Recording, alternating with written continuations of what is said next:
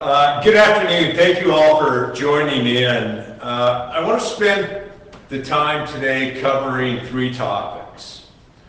One, the increase in cases that we've seen and what we should all take from that. Two, testing both where we've been and where we're going. And three, additional assistance to our business community from the Coronavirus Relief Fund. First on the number of positive cases. In this past week, there were 69 new cases in the last 7 days. And I know that it's certainly on everyone's mind here, the increase in the number of cases we've seen over the past couple of weeks, and it's certainly on my mind as well. There are a combination of factors contributing to the increasing number of cases. Some of the clusters of cases involve close associations and have been identified through enhanced testing and local contact tracing efforts.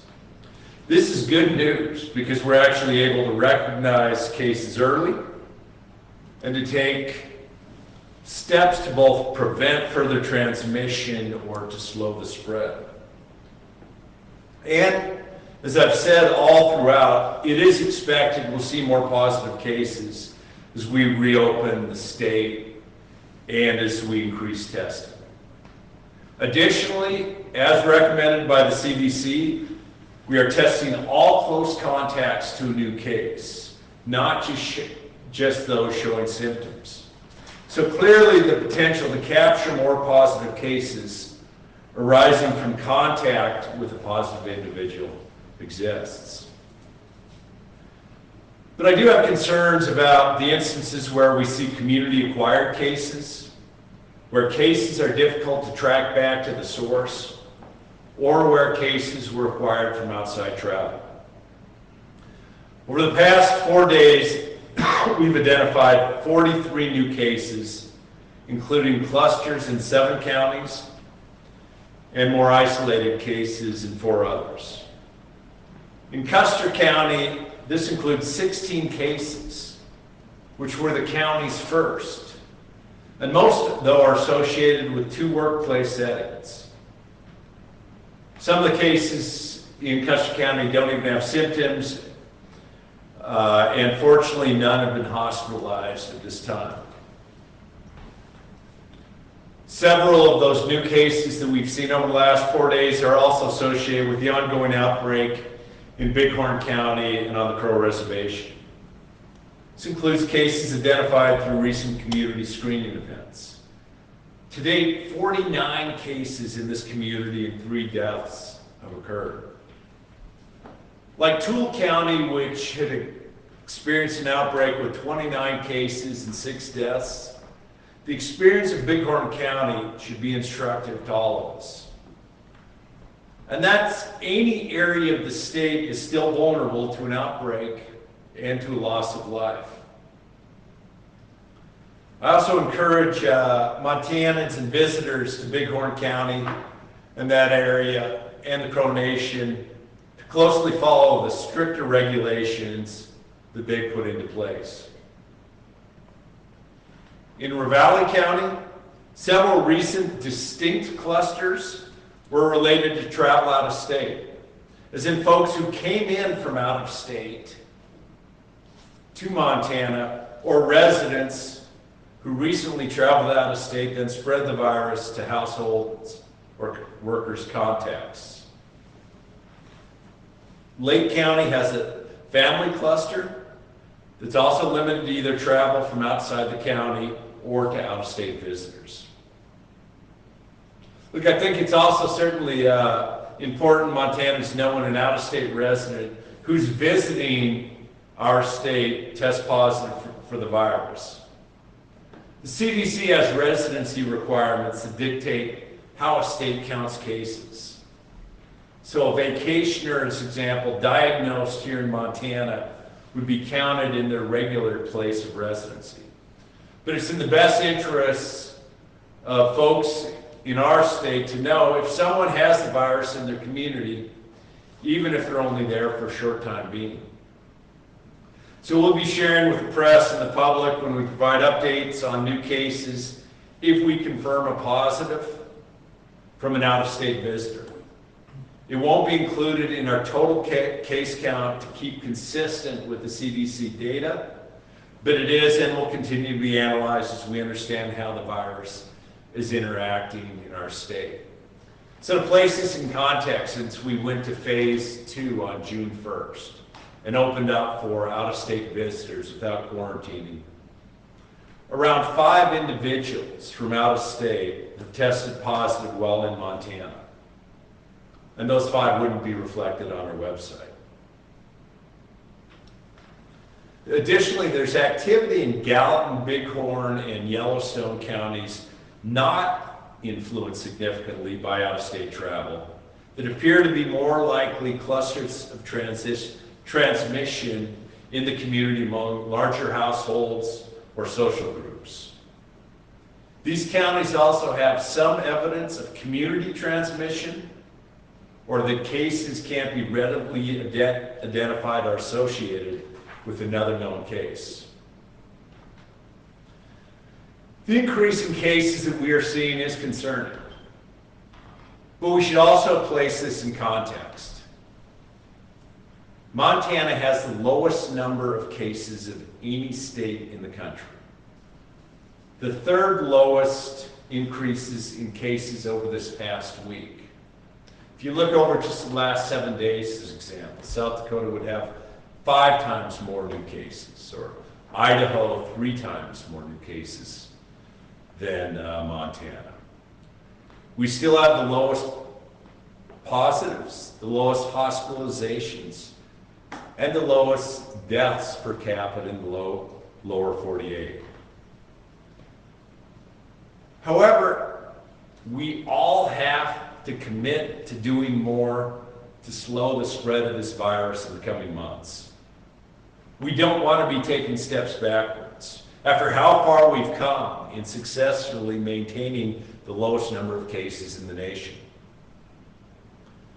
While recent increases in cases can be partly attributed to the changes in testing practices, such as testing all close contacts and doing more of the community surveillance, it should be evident to everyone that the virus is still very much here.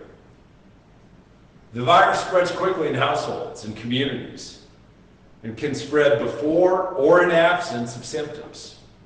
While many communities are not experiencing an active outbreak, some are, and the possibility is real for any community in our state.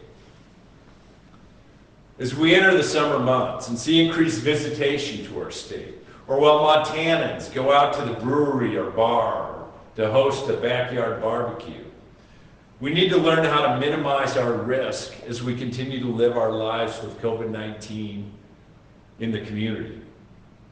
We've seen a lot of differences in how businesses have been responding to mitigating risks for their employees and for their customers. There's businesses who are doing things right, certainly having hand sanitizer readily available, wearing a mask, and even offering masks to customers who don't have one, implementing social distancing, and requiring customers, when they're not following those guidelines, reminding them, and also regularly cleaning high-touch surfaces often. But there's also businesses that aren't taking all the steps necessarily that they could be taking. And there's useful guidance for all sorts of businesses, both on our website and on the CDC's website. And of course, local public health offices are always available to help businesses navigate through the guidance and create a safe working or retail space. And we've also seen a lot of differences in how Montanans are responding to the virus. It's so important that Montanans stay home if they feel sick at all. Talk with your healthcare provider if you have concerns. Many providers can see you via telehealth, and we now have testing so much more readily available. In addition to social distancing, washing hands, and disinfecting, Let's make mask wearing where social distancing isn't possible a norm in Montana, so that when visitors come to our state, they know this is the Montana way and that they should follow suit. Studies show that widespread wearing of masks in community settings can significantly reduce the incidence of coronavirus cases. And masking up shouldn't be a political or an ideological thing. Remember that people may spread the virus before they even show symptoms. We often don't know what underlying health conditions our friends, our colleagues, and our neighbors may be dealing with. Right now, we ought to be acting and living as if we might have the virus, and that people around us might have the virus as well. We need to take care of our neighbors, our parents, and our grandparents. We need to protect those most at risk, those with underlying medical conditions and older populations, by taking precautions to prevent exposing them to the virus. An update on testing. Testing among vulnerable populations, along with testing of the general population, continues to be part of our main priority in both finding cases and responding quickly if illnesses are found to limit the spread. Nearly 50 nursing homes have completed testing, and all willing will complete in the next week or so. 76 of our assisted living facilities have completed testing, and we're working with our community health centers to complete testing of all the remainder of those in the next weeks. Altogether, almost 4,500 tests have been completed at our long-term care facilities and our assisted living facilities, with no confirmed positives to date. Tomorrow, I'll be visiting with the Confederated Salish and Kootenai tribes at their community testing site. This marks the 8th and final tribal nation in Montana to complete at least that first round of surveillance testing.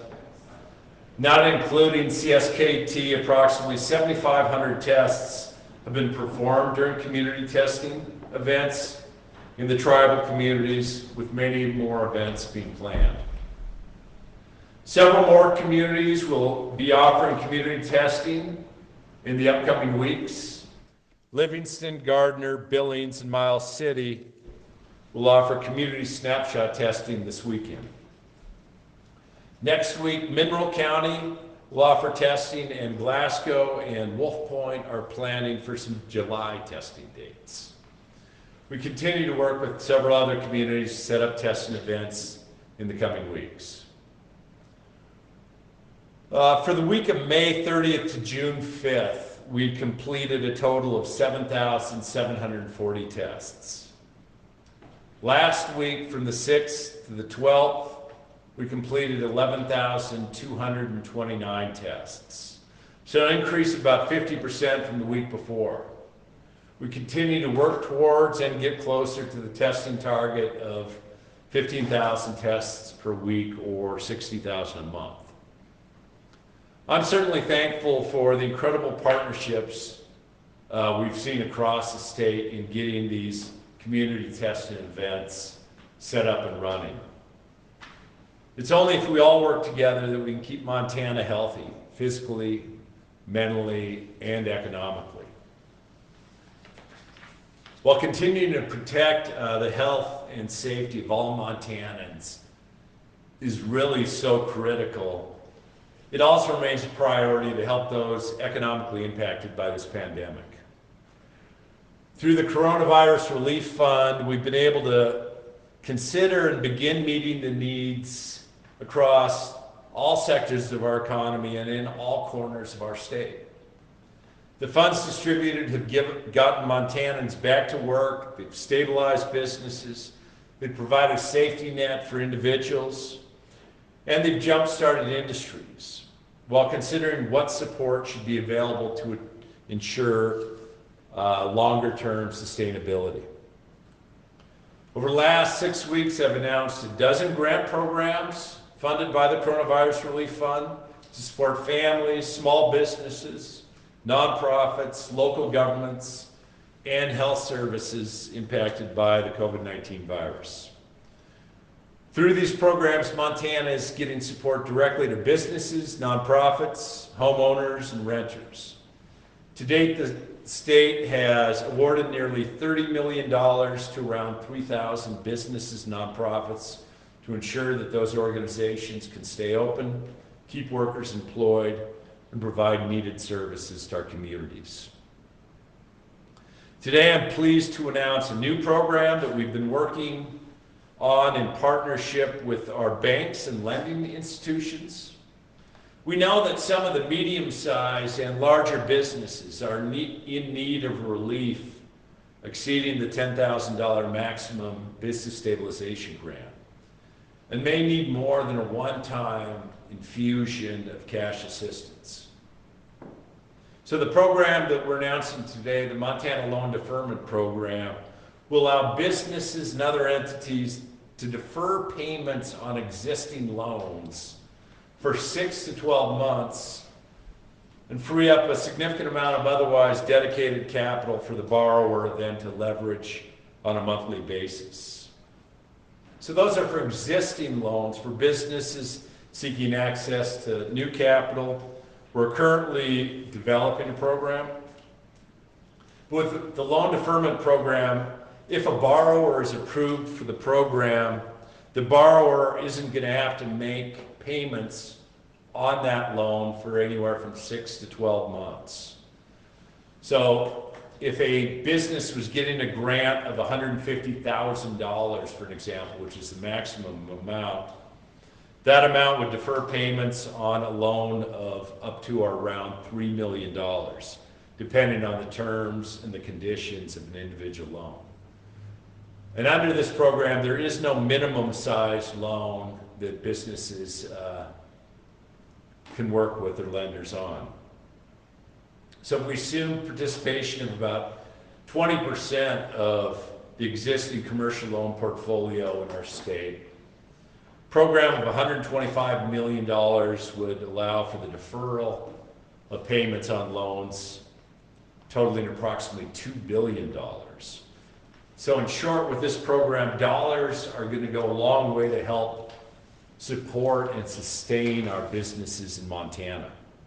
The time I'm directing $125 million into the program, with $25 million specifically dedicated to hotels and restaurants, then the remaining $100 million dedicated to other eligible borrowers. The amount currently dedicated to this program could help defer monthly payments for between 5,000 and 10,000 different loans and free up capital to bring stability for businesses and other entities in the long term. To be eligible, and all of the information will certainly be on the website, borrowers must have experienced a 25% reduction in gross revenue attributed to impacts due to COVID-19. Borrower must also not have access to 12 months of working capital from any other source and must be actively registered with the Secretary of State to do business in Montana. The full eligibility requirements and criteria are available at covidrelief.mt.gov. The program will be jointly administered by the Board of Investments and the Department of Revenue. Borrowers will apply through their existing lender, who will submit the application to the Board of Investments and Department of Revenue for review and payment if approved. Certainly want to give my thanks to the Montana Bankers Association, Credit Union Network, and the independent bankers in working with us to structure a program that will best work for Montanans, then actually to execute it to get those dollars out the door. As we prioritize transparency with the existing coronavirus relief funds, we'll continue to do so with this program. Recipients will be listed on the transparency website. It's updated weekly, and there'll be quality control checks on the front end to get this money out the door responsibly. Over the last 6 weeks, our state agencies have worked diligently to also set up the internal controls to be careful stewards of taxpayer dollars and ensure that the Montanans and businesses receiving the funding meet the eligibility requirements, and then verifying that money's going the right places. There have been attempts by some businesses to apply for multiple grants at once. We do have controls in place for this purpose, but that's also absorbed some extra time away from agencies to ensure that the businesses are meeting the eligibilities of just receiving one grant. We're committed to transparency in the process, and Montana should know to where the taxpayer dollars are supporting the Main Street businesses. Has been a lack of transparency from the federal government regarding both the $500 billion allocated to larger businesses and the Paycheck Protection Program loans. And that lack of transparency has made it more difficult for us at the state level to build programs that ensure that no one business is getting a windfall between federal and state programs. Yet, despite some of those challenges, our state agencies also understand that Montanans have been significantly impacted by the emergency and need the relief now. They've managed to get money to businesses and organizations in nearly every county in the state in the last 6 weeks. For example, the Department of Commerce awarded a total of 347 grants last year across every single program in that department. In just the last few weeks, the department's paid out over 2,600 grants in only 2 of the programs. Well, agencies have done great work so far to get this money in the community. Certainly know that much more needs to be done. Department of Commerce is moving additional state employees to help us also move more quickly through applications. In another grant, I'll be allocating $530,000 of the coronavirus relief funds to the Montana Department of Commerce to continue supporting 2020 census promotion and outreach through the new deadline of October 31st. Originally, the census was to be completed by July 31st until it was extended federally due to the pandemic. The legislature had passed $100,000 in the last legislative session to support state outreach efforts, and those dollars were used and spent on the timeline of the July 31st date. Now, the national average of participation to date in the census is at 61.4%. Montana is at a 55% self-response rate. We're ranked 8th from the bottom of states. And we have to do more to ensure that every Montanan is accurately counted in the census. And these funds will help serve that purpose. Well, the federal government's tasked with counting all households every 10 years.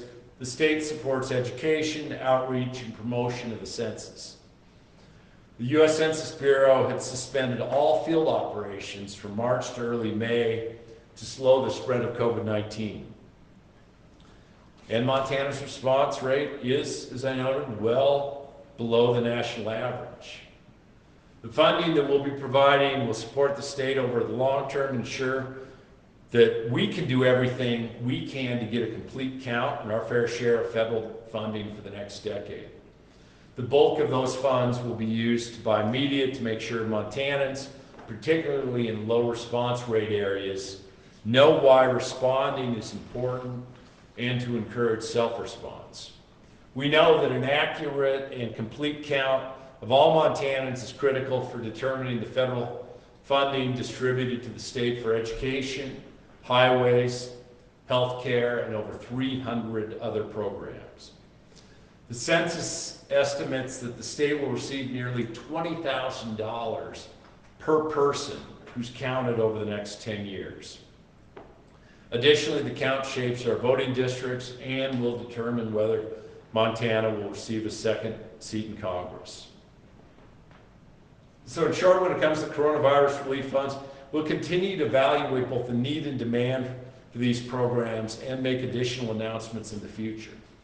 And it's important to keep some CARES Act funding on hand for future needs that we may not expect. including through changes in federal guidance as we respond to COVID-19 and keep our communities safe. I'll now open it up for questions. If you'd like to ask a question, you can press 5*. You'll be notified that your hand is raised. When we unmute your phone, you'll be notified that you've been called on to ask your question. First phone question. Hi, Gov.Bullock. This is Marisa Giorgio from NBC Montana. I'm annoying and have 2 questions today. First, no, just one, Marisa. All right. Sorry, go ahead. Go ahead. Okay. Give me your 3. 2 new cases in Clinton County just reported today. Wondering if the surge in cases is causing any renewed concern over access to ventilators and hospital beds, especially in rural Montana. And when you talk about making masks the norm, I'm wondering if you've thought about rolling out measures like Bighorn County to require masks in certain places. And lastly, simply, the loan deferment plan, would those payments deferred be added on to the end of the loan term, and would there be any penalty for taking it? So, first question, with the number of new cases, do we have concern about either ventilators or hospital capacity? And no, we don't. Look, we're always going to be carefully monitoring and working with our healthcare providers all across the state to ensure that they have what they need. But we're still at like the lowest per capita hospitalizations in the lower 48.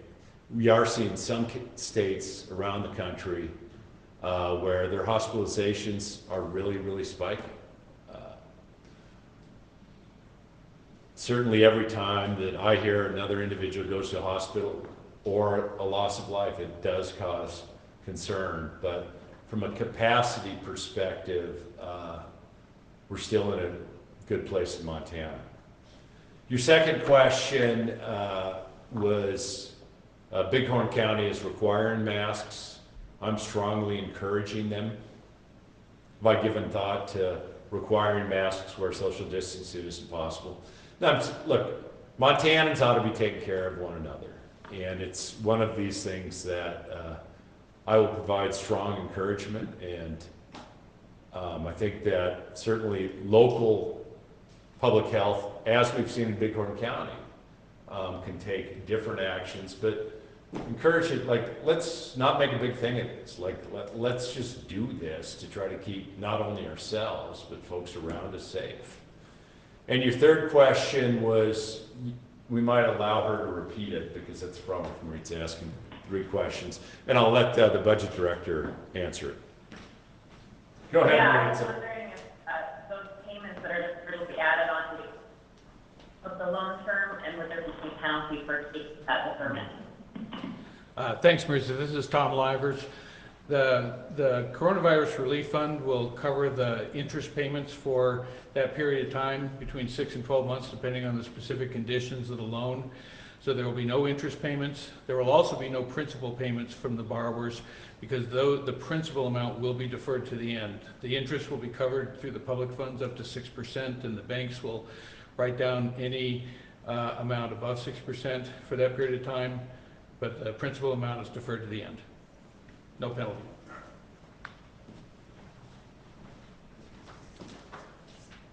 Next question. That was it? Wow. Any of you have questions?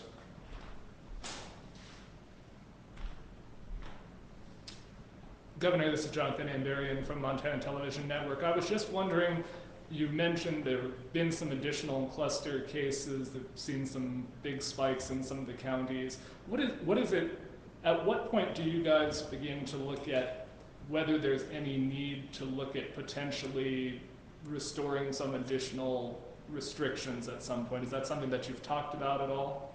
Well, I think that, as we've seen, Jonathan, like Bighorn County did decide to put in additional restrictions. And what we've seen by and large, and that's why, I mean, if the message could be taken away that so many of these are within just larger families or one gathering. So we have to be careful in ensuring that we're all continuing to be safe and protective along the way. But at this point, like having said, the cases, look, I don't like seeing positive cases. Some of the best days were when we were at 0. Certainly knew as we loosened up some of the restrictions when we went to phase 2 that we would see additional cases. But I think it's just important for all Montanans to continue to take this seriously. There aren't any steps right now to roll back at the statewide level where we are in phase 2.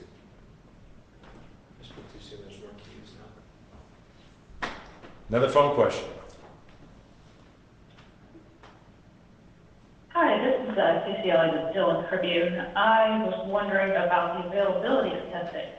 Our local public health is got 30 kits and the health center about 100.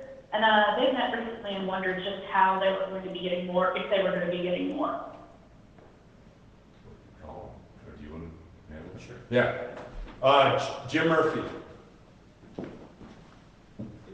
Thank you for the question. The question was about the supply of testing kits or collection kits out of the local jurisdictions. We did push out a number of kits to all the public health jurisdictions in Montana, both county and tribal. In some smaller areas, that was a small supply that was to get them started with testing efforts with the idea that that would be replenished as they use those. In addition to that, there's partners in those communities, such as the community health centers and the hospitals and larger clinics that are participating in the testing effort. And last Friday alone, we sent out over 20,000 kits to 65 different providers throughout Montana. The ability to resupply the health departments and our partners is in place, and all they have to do is let us know when they feel that they need a resupply, and we'll take care of it. Next phone question. Next phone question. Good afternoon, Chris Peters, Hungry Horse Student. Hi, Chris. In the flathead, they're talking to businesses. They're saying like 75% of their business is from Canada. The border's closed. Have you had any conversations with the federal government on the border? And do you have any grasp of like how coronavirus is doing in the Canadian provinces that are bordering us? Two things, Chris. Earlier along this pandemic, I had a couple calls with the premiers in Alberta and Saskatchewan. I haven't, as of recently, had any discussions, and have not had discussions at the sort of federal government to federal government level of as they're looking at how much longer Canada is going to put these restrictions in place.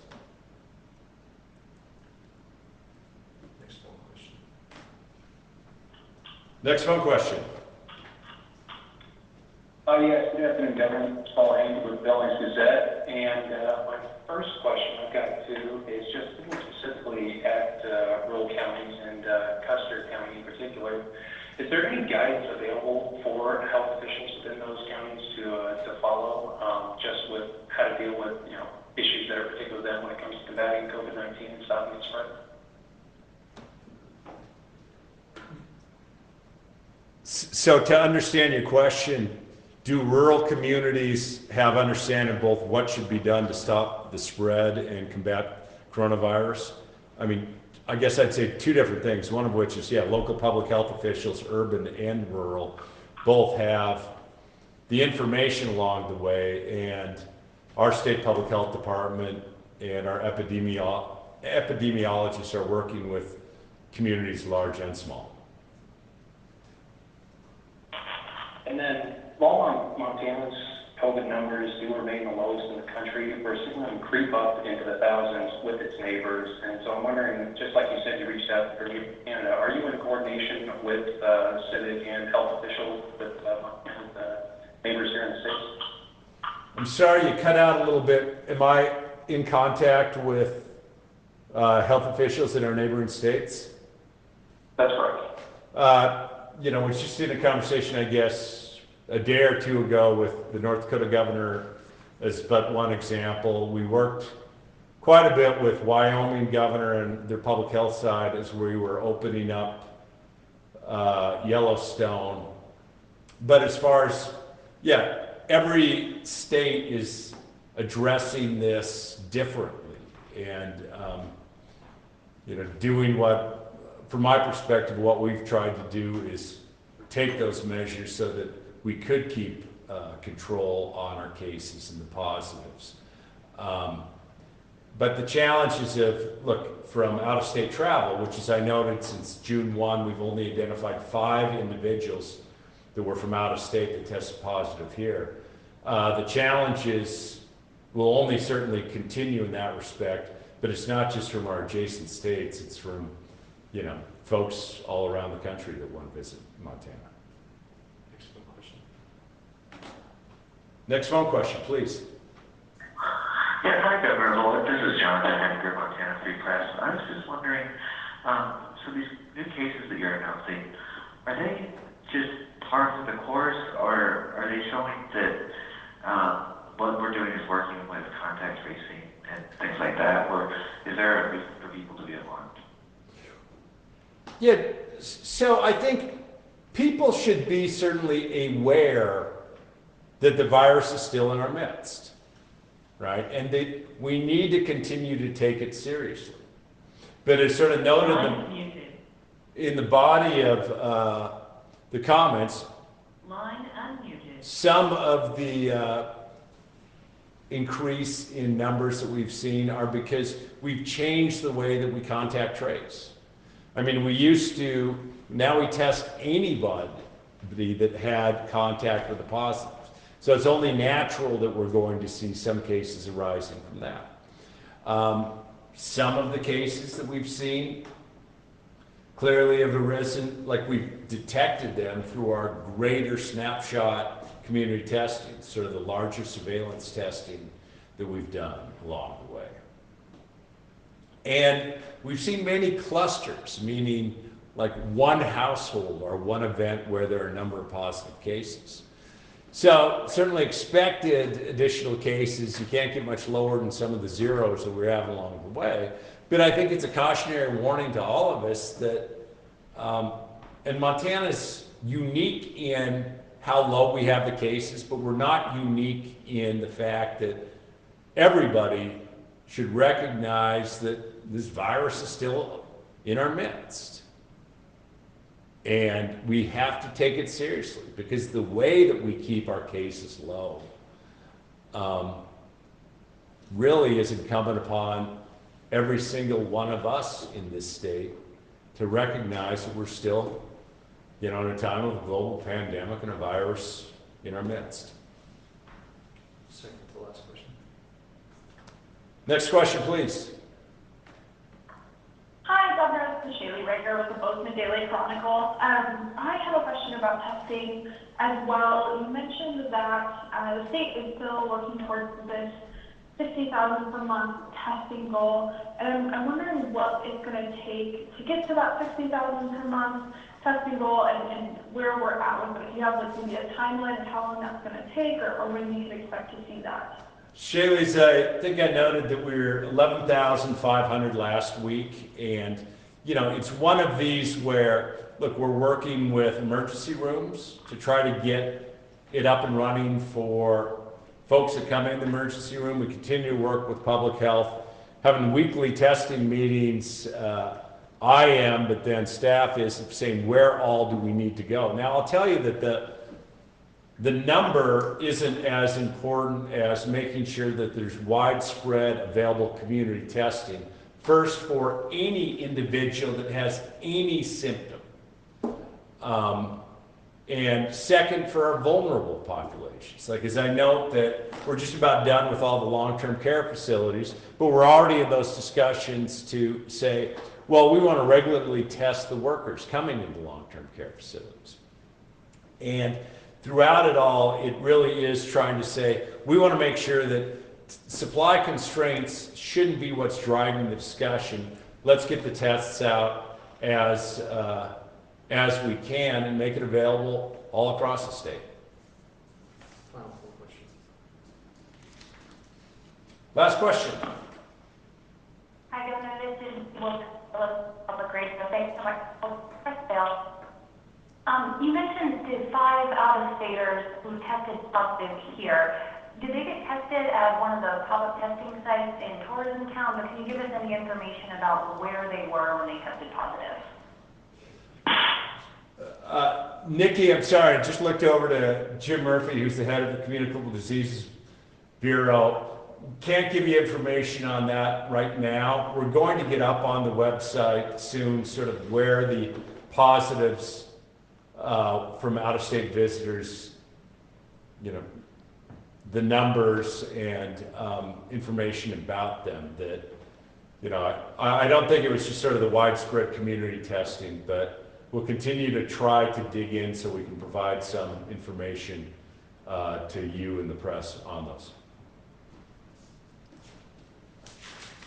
Well, again, thank you all. I guess I'd note that for the loan deferment program, that's going to be up, goes live on Monday, June 22nd. So for those that apply soon, the interest can begin to be deferred with that July payment. And to just underscore again,